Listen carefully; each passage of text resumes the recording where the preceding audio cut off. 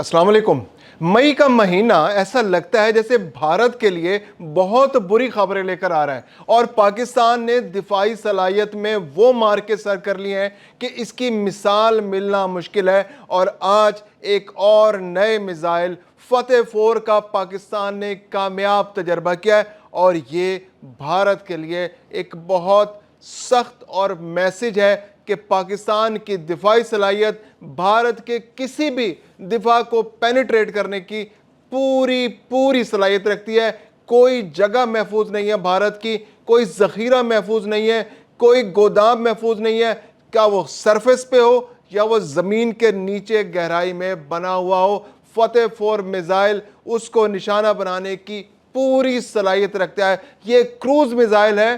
Cruise missile एक ऐसा missile जो जमीन के बहुत करीब सफर करते हुए जाता है, बहुत ऊंचा फिजा में नहीं जाएगा। चूंकि जमीन के बहुत करीब सफर करता है तो इसलिए रडार सिस्टम उसको ट्रेस नहीं कर पाते।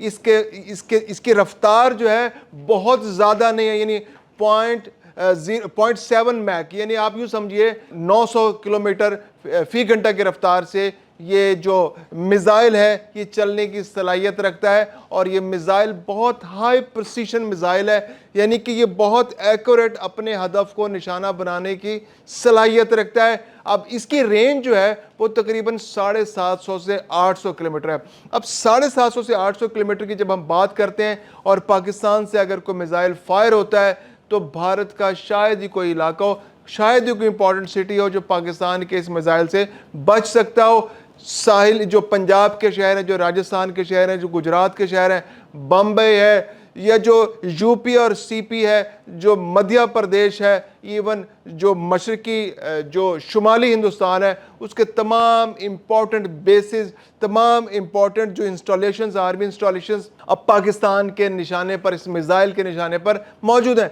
पाकिस्तान के पास पहले भी बहुत सारे मिसाइल्स हैं, जैसे बैलिस्टिक मिसाइल्स की पूरी रेंज पाकिस्तान के पास मौजूद है और उन बैलिस्टिक मिसाइल्स की वजह से पूरे का पूरा हिंदुस्तान, यानी तकरीबन उनकी रेंज जो है वो 700 किलोमीटर से लेकर तकरीबन 2500 किलोमीटर तक की रेंज के पाकिस्तान के पास मिसाइल मौजूद हैं। उसमें शाहीन सीरीज़ भी मौजूद है, उसमें हतफ भी मौजूद है, उसमें गौरी भी मौजूद है, उसमें अब्दाली भी मौजूद है। और ये तमाम बैलिस्टिक मिसाइल्स जो हैं वो भारत के किसी भी इलाके को निशाना बनाने की पूरी सलाहियत रखते हैं। अब बैलिस्टिक मिसाइल और क्रूज मिसाइल का जिक्र आए तो इसका थोड़ा सा फ़र्क वाज़ेह करना भी ज़रूरी है। बैलिस्टिक मिसाइल वो मिसाइल होता है जो पहले रॉकेट की तरह हवा में लॉन्च किया जाता है, ये अपनी बुलंदी पर पहुंचता है और बुलंदी पर पहुंचने के बाद ये नेविगेशन के जरिए अपने टारगेट की तरफ सफ़र करता है, यानी बहुत ऊंचाई पर जाएगा और ऊंचाई से फिर वो जो वापसी का सफ़र तय करेगा। वेराज जो क्रूज मिसाइल है वो क्रूज मिसाइल बहुत ऊंचाई पर नहीं जाता, वो ज़मीन के साथ साथ जहाज़ की तरह सफ़र करता है। इसको नेविगेशन के ज़रिए, इसको जो जदीद तरीन एवियोनिक्स के ज़रिए और जो सिस्टम्स हैं उनके ज़रिए इसको GPS के ज़रिए कंट्रोल किया जा सकता है। इसकी रफ्तार भी वेरी की जा सकती है, इसके टारगेट्स को भी चेंज किया जा सकता है, इसके रास्ते को भी बदला जा सकता है। तो ये बिल्कुल ज़मीन के साथ साथ जहाज़ की तरह सफ़र करते हुए जाता है। इसलिए दुनिया के जो बहुत सारे जो रडार सिस्टम्स हैं इसको ट्रेस ही नहीं कर पाते। रफ्तार इसकी बहुत ज़्यादा नहीं है लेकिन एक्यूरेसी बहुत ज़्यादा है। तकरीबन 300 से 330 किलोग्राम तक ये अपने साथ वॉर हेड ले जाने की सलाहियत रखता है।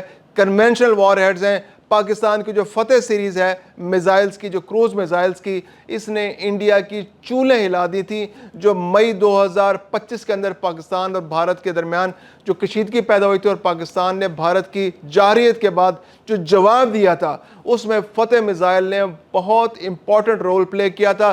जितने पंजाब के अंदर, जितने राजस्थान के अंदर और उससे आगे भी जो उनके इंपॉर्टेंट जो बेसिस थे, जो आर्मी इंस्टॉलेशंस थी, फतेह मिसाइल ने, फतेह 1 और फतेह 2 ने उनको तबाह बर्बाद करके रख दिया था, क्योंकि उनकी रेंज 150 से लेकर 450 किलोमीटर तक थी और उन क्रूज मिसाइल्स ने एक्यूरेसी के दुनिया में नए रिकॉर्ड कायम कर दिए थे।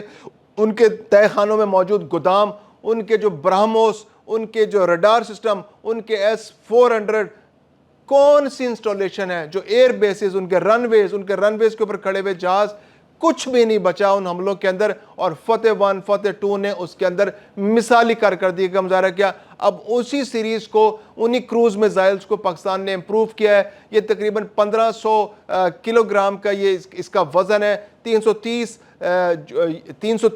کلو گرام جو ہے war had, conventional war had لے جانے کی صلاحیت رکھتا ہے، اور یہ کسی بھی ٹارگٹ کو بہت ایکوریسی کے ساتھ نشانہ بنانے کی صلاحیت رکھتا ہے۔ اب تمام جو بھارت کے جتنے بھی بیسز ہیں، جو ان کے جو وسطی ہندوستان ہے اور جو ان کا جو مغربی ہندوستان ہے، یعنی پاکستان کے ساتھ جو بارڈرنگ ایریاز ہیں، اب اس میں تمام کے تمام جو ان کی انسٹالیشنز ہیں اب پاکستان کے فتح 4 میزائل کے نشانے پر آ چکی ہیں۔ پاکستان کا یہ بہت ہائی پرسیشن، بہت ہائی ایکوریسی میزائل ہے جو اب وہاں پر نشانہ بنانے کی صلاحیت رکھتا ہے۔ اور جو اس کی سب سے امپورٹنٹ بات جو ہے وہ یہ ہے کہ یہ گہرائی کے اندر بھی وار کر سکتا ہے۔ کتنی ہی گہرائی میں آپ کا ٹارگٹ موجود ہو، کہیں کوئی چھپ کے بیٹھا ہو، کوئی سیاستدان چھپ کے بیٹھا ہو، کوئی بزدل جو دشمن ہے آپ کا کہیں چھپ کے بیٹھا ہو، یا اس نے اپنا کوئی ذخیرہ اسلحے کا بنا رکھا ہو، یا اس نے کوئی فیول اس نے ذخیرہ کر رکھا ہو، پیٹرول کا ذخیرہ کر رکھا ہو، جیٹ فیول اس نے ذخیرہ کر رکھا ہو، بارود کہیں پہ ذخیرہ کر رکھا ہو، میزائل کا کہیں ذخیرہ ہو، کوئی ڈھیر لگایا ہو، تو اب وہ فتح میزائل سے نہیں بچ سکتے، کیونکہ یہ زمین پر نہیں، اس کو زمین سے زمین پر لانچ کیا جاتا ہے، اور زمین سے یہ جب جاتا ہے ٹارگٹ کرتا ہے تو یہ نہ صرف زمین پر ٹارگٹ کرتا ہے بلکہ زمین کی گہرائی کے اندر بھی جا کر دشمن کے ہدف کو نشانہ بنانے کی بھرپور صلاحیت رکھتا ہے۔